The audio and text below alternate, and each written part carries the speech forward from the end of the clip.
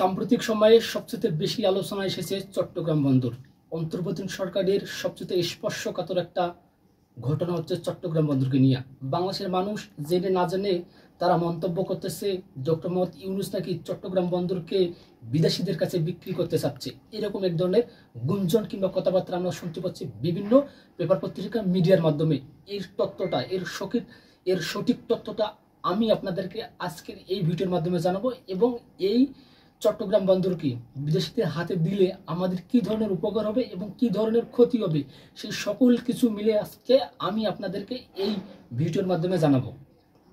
চট্টগ্রাম বন্দর, এই বন্দরটি DP world সংযুক্ত আরব আমিরাতের একটি প্রতিষ্ঠান, যাকে দেওয়ার কথা ডক্টর মোহাম্মদ ইউনূস চিন্তা করতেছেন এবং তারাও আগ্রহ প্রকাশ করছেন। এটা কিন্তু ডক্টর মোহাম্মদ ইউনূসের আগের সিদ্ধান্ত, এটি কিন্তু ডক্টর মোহাম্মদ ইউনূসের সিদ্ধান্ত না, এটা হচ্ছে ফ্যাসিস্ট আওয়ামী লীগ সরকারের 2023 সালে একটা চুক্তি, এবং সেই চুক্তিটাকে বাস্তবায়ন করার জন্য কিন্তু ডক্টর মোহাম্মদ ইউনূস এই ডিপি ওয়ার্ল্ডের সাথে আবার কথা বলছে এবং এটাকে বাস্তবায়ন করার একটা পরিকল্পনা করতেছেন। এবং সবকিছু ঠিকঠাক থাকলে এই চলতি বছরের নভেম্বরেই কিন্তু এই চুক্তিটি সম্পূর্ণ হবে, এবং এই সম্পূর্ণ চুক্তিটি বাস্তবায়ন করবে বিশ্ব ব্যাংক।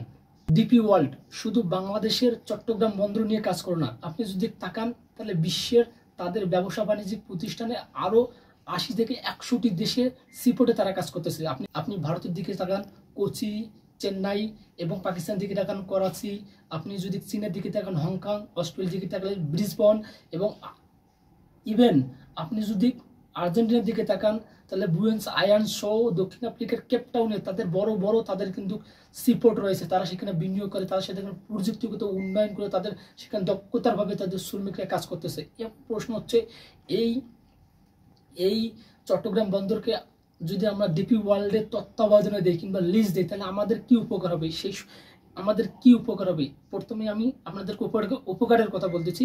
আপনারা জানেন যে বাংলাদেশের যে চট্টগ্রাম বন্দর, যে নিউ মেরিন কন্টেইনার টার্মিনালটা দেওয়ার কথা বলা হচ্ছে, সেখানে 4টি বড় টার্মিনাল রয়েছে। তার মধ্যে সবচেয়ে বড় টার্মিনাল হচ্ছে নিউ মেরিন কন্টেইনার টার্মিনাল। এখানে বাংলাদেশের প্রায় 44% আমদানি রপ্তানি বাণিজ্য কার্যক্রম পরিচালিত হয়, এবং এখানে প্রায় 1000-এরও বেশি মানুষ কর্মসংস্থানের সাথে প্রত্যক্ষভাবে জড়িত রয়েছে।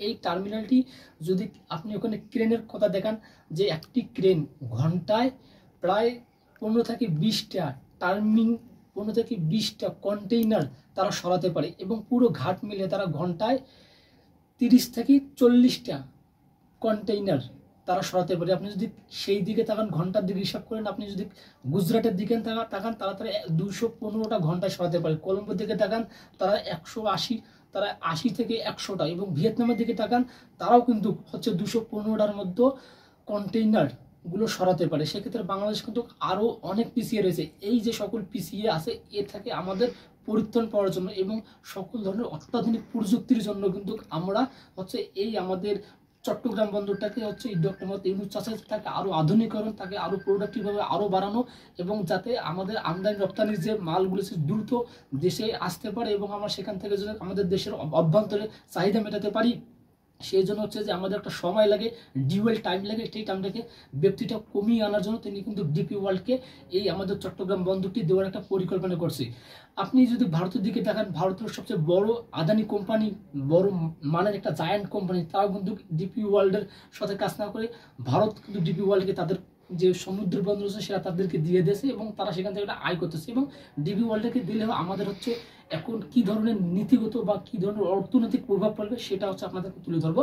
যে প্রথম হচ্ছে, যেহেতু চট্টগ্রাম বন্দর আমাদের অর্থনীতির একটা লাইফ লাইন, অর্থাৎ চট্টগ্রাম বন্দর বাংলাদেশের একটি মাত্র সিপোর্ট যেখানে সবচেয়ে বেশি আমদানি রপ্তানির এক্সপোর্টার হিসেবে কাজ করে, এবং এই বন্দরটি যদি আপনি বিদেশিদের হাতে দেন তাহলে কিন্তু বাংলাদেশের একটা